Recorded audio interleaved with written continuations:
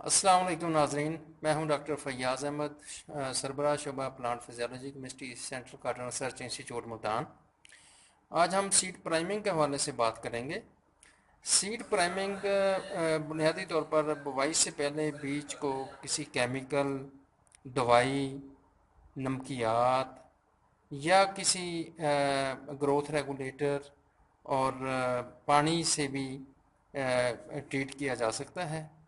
इसका बुनियादी मकसद ये होता है कि बीज के उगाव में बेहतरी लाई जा सके। इस तरीक़ाकार में बीज को मुजव्वज़ा महलूल में भिगो दिया जाता है, जिसका दुरानिया मुख्तलिफ हो सकता है। कपास के बीज के लिए अमूमन 10 से 12 घंटे दरकार होते हैं। बीज चूँकि ज़िंदा होता है और वो सांस लेता है, इसलिए ऑक्सीजन की इसे ज़रूरत होती है। जब पानी में भिगो दिया जाए तो ऑक्सीजन वहाँ कम हो जाती है, इसलिए ऑक्सीजन के लिए पंप के ज़रिए से पाइप उसको लगाकर पानी में छोड़ दिए जाते हैं, ताकि ऑक्सीजन मुस्तकिल मिलती रहे और बीज ज़िंदा रहे, उसके ऊपर कोई ऑक्सीजन की कमी की वजह से कोई नुकसान ना हो। बीज का उगाव 3 मराहल में मुकम्मल होता है। पहले मरहला में बीज तेज़ी से पानी जज़ब करता है, और दूसरे मरहले में पानी की मिकदार उसमें तब्दील होती है, एडजस्ट होती है, और तीसरे मरहला में जड़ निकलती है। सीड प्राइमिंग जब की जाती है तो बीज के उगाव के पहले 2 मराहल उसमें मुकम्मल हो जाते हैं और तीसरा मरहला बाकी होता है।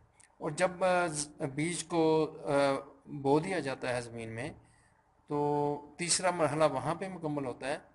यही वजह है कि चूँकि पहले 2 मराहल पहले मुकम्मल हो चुके हैं, तो सीड जो प्राइम किया होता है वो दूसरे आम सीड की निस्बत ज़्यादा जल्दी उसका उगाव हो जाता है। तो इस तजर्बे में हम ये कर रहे हैं कि सीड को एस्कॉर्बिक एसिड के ज़रिए से, सिट्रिक एसिड से और जिब्रेलिक एसिड से ट्रीट कर रहे हैं, ताकि हम इनका इफ़ेक्ट देख सकें कि सीड बीज के उगाव पे क्या हो रहा है, और उनकी जो ग्रोथ होती है, जो पौधा निकलता है, उसकी बढ़ोतरी किस केमिकल के ज़रिए से ज़्यादा होती है।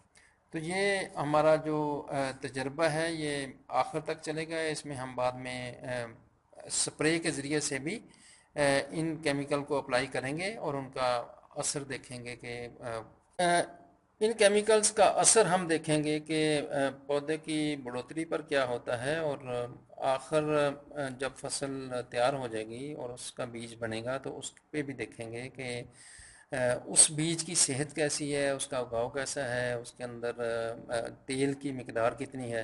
तो ये सारी चीज़ें इसकी तफसील से हम चेक करेंगे। तो नाज़रीन, अब सीड को प्राइम करने के बाद अब हमने इसको ज़मीन में लगा दिया था, तो इसका उगाव अब आप देख सकते हैं कि हो रहा है। तो अगर मुख्तलिफ़ केमिकल्स को अगर हम इनका मुआवजना करें और देखें, तो यहाँ पे हमें जो सीड हमने ट्रीट नहीं किया किसी भी चीज़ से, उसका उगाव देखें कि ये इसकी मिकदार तकरीबन 1 इंच के बराबर है, इसकी जो ऊंचाई है। और जहाँ पे हमने जिब्रेलिक एसिड का इस्तेमाल किया है, तो उसमें वाज़ेह फ़र्क है दूसरे केमिकल्स की निस्बत। तो इसकी ऊंचाई तकरीबन 2 इंच के करीब है। तो ये एक इब्तदाई नताइज आप कह दें कि हमें मिले हैं कि जिब्रेलिक एसिड जो है बाकी केमिकल्स की निस्बत ज़्यादा बेहतर उगाव करता है, और उससे जो बढ़ोतरी है वो भी ज़्यादा बेहतर होती है। तो आगे चल के देखेंगे, अब अगले मरहल में भी आपको साथ रखेंगे और इसके बारे में तफसील से आपको बताते रहेंगे।